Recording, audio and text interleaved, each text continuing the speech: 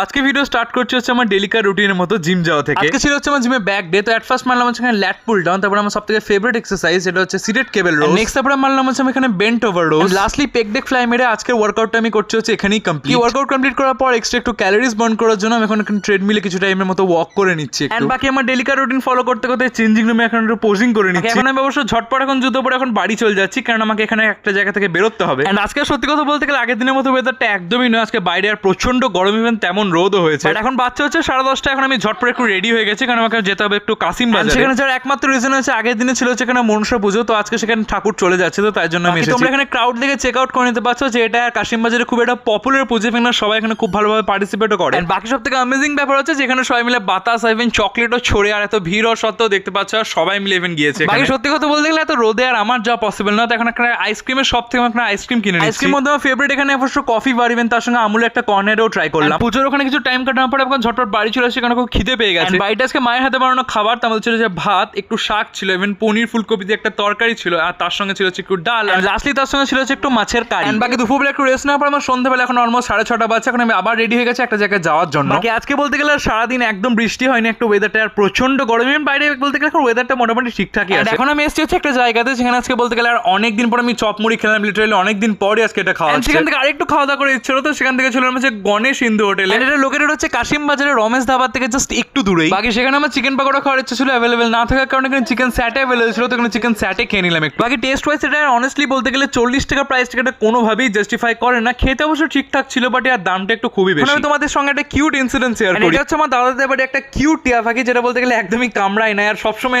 কিছু কথা বলতেই থাকে, ইভেন প্রচন্ড ফ্রেন্ডলি, আর সবথেকে বড় ব্যাপার হচ্ছে আর দারুণ কিউট বটে। বাকি আজকের ভিডিও ছিল এতটাই, আবার দেখা হবে কালকে একটা নিউ ভিডিওর সঙ্গে। বাই।